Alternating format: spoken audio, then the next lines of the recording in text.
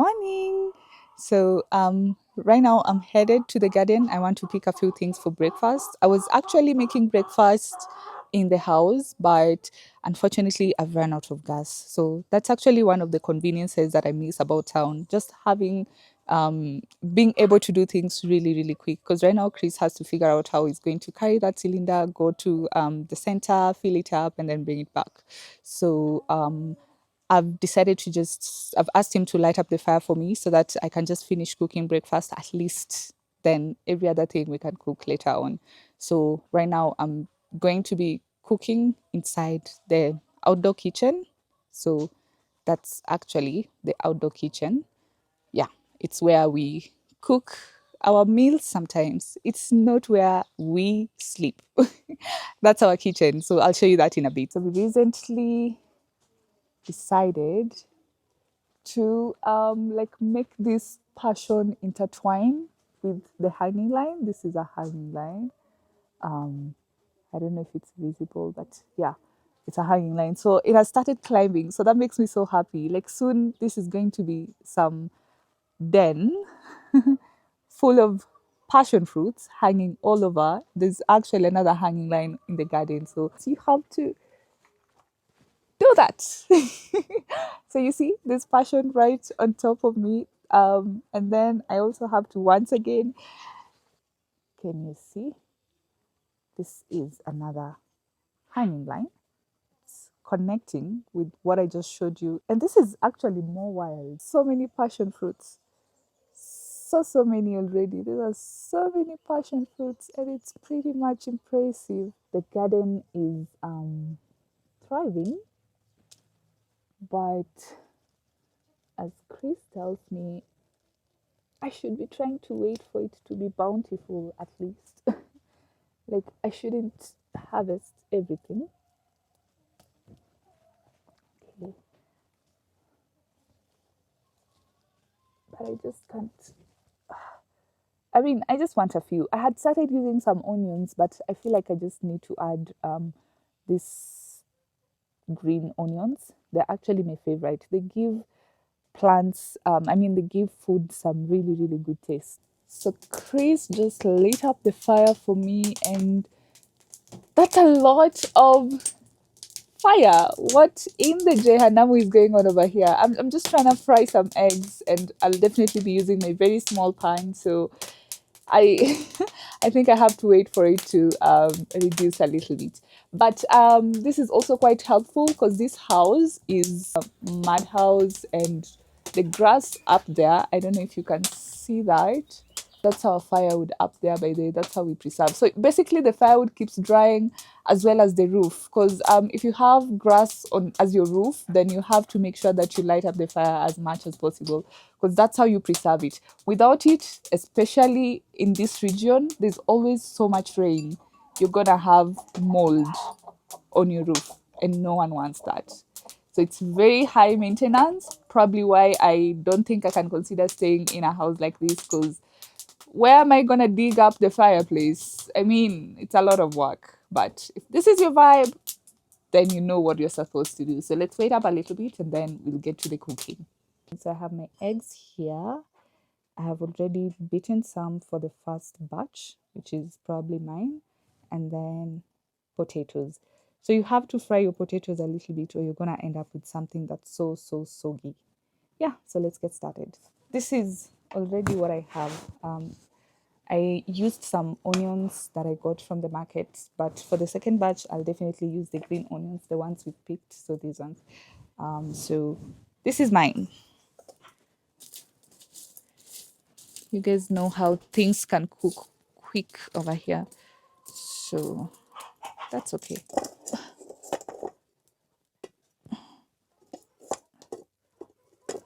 So I'm just gonna beat this a little bit. You have to make sure you beat your eggs thoroughly, especially Kenyan chicken, which is ours basically. The yolk is usually too dense, and you just have to make sure you beat it nicely so that it also multiplies. That happens. I was once told that by a shopkeeper that if you beat your eggs a little bit too much, it's going to multiply. So I'll just add that, and then I have to add some little oil to it.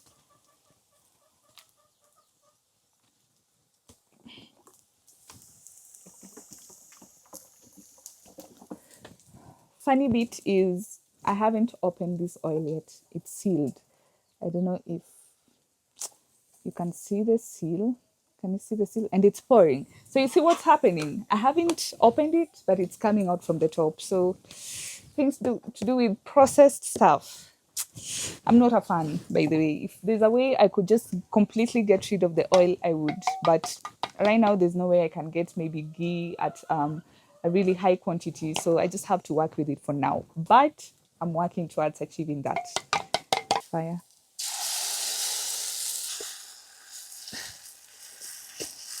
It's so hot. So, see, at least it hasn't. Oopsie. Why does it look like a pancake? That's how you know it's completely cooked. So I don't have a spatula. I need to get one. So that's why this is turning how it wants to. I'm also scared of heating up my camera. I mean, it's just new. I gotta protect it. I've gotten a plate. I love this plate so much. This print just makes me so happy. Pan got ruined when I was cooking.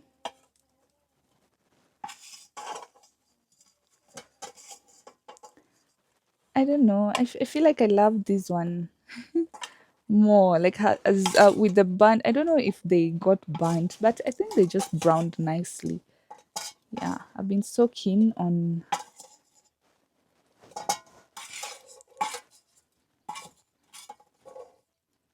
Okay, let me put. Let me taste these ones just to see. Mm, delicious.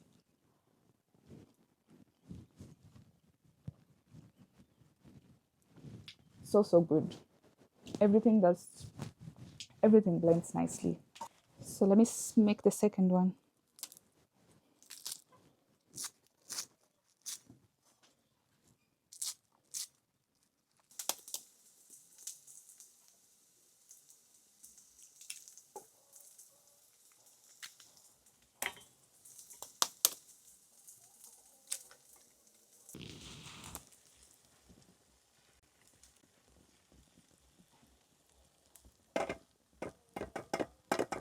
And this is what I have. So this is carrot cake from yesterday. Chris brought me some cake. So I want to have that with the omelette. I ended up making it scrambled because, hey, I'm so hungry. Yeah. I want to use this to blow the fire. This is what we use to blow the fire. I don't know. Does everyone else have this at their homes?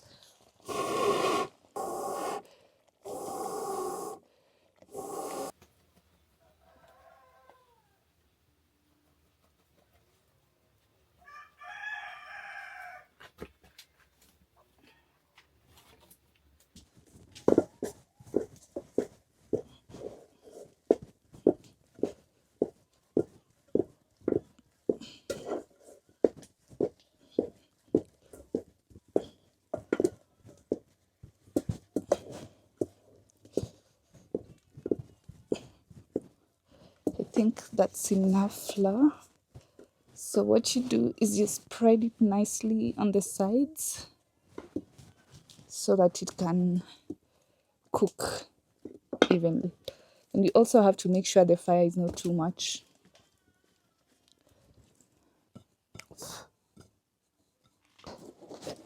It can be quite a struggle.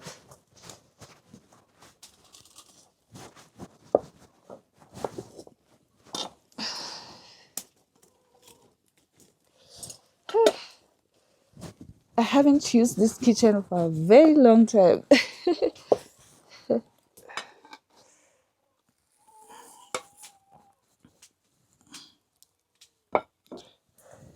See this?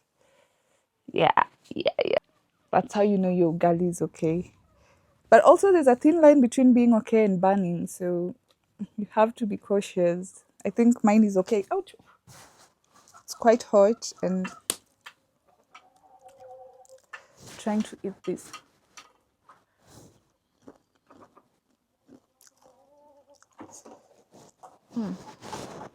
Delicious. I've left some ugali in here. It's a lot of ugali.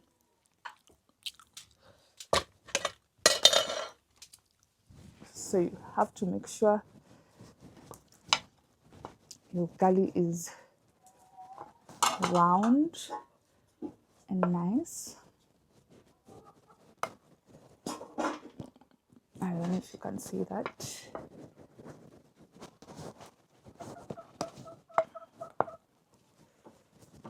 I'm quite in a hurry right now, but basically that's how it's supposed to be.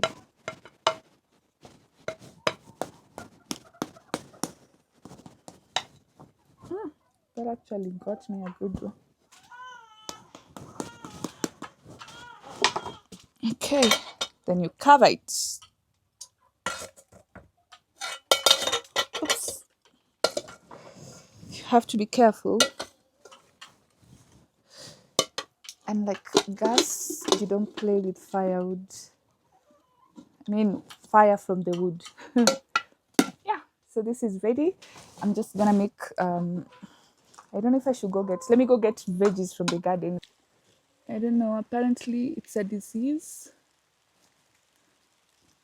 Yeah. So I want to pick these ones real quick. And it's also drizzling.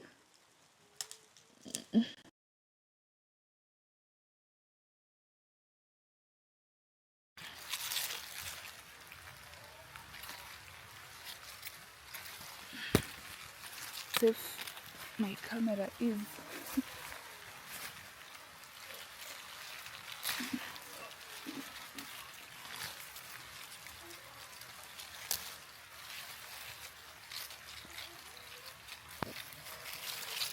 get everything so that others get a chance.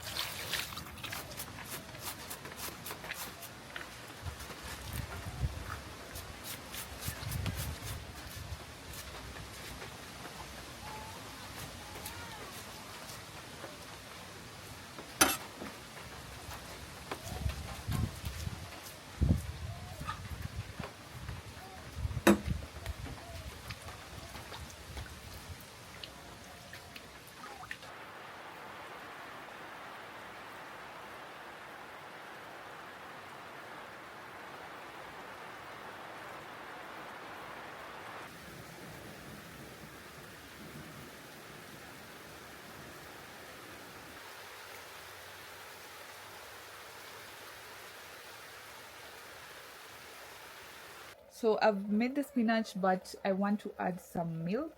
I have milk inside here. So normally, because I don't have cooking cream over here, I have to make some. I just decide to use milk and it works perfectly. All you have to do is to let it cook really, really slow, because if you cook it with really high heat, then you're going to lose all the milk. So just slow cook it, let it simmer nicely, and then you'll have your almost creamed spinach. Not too cream, but almost. So we're gonna have that ugali and some milk, fermented milk, which is also homemade. I'll show you guys how to make that someday.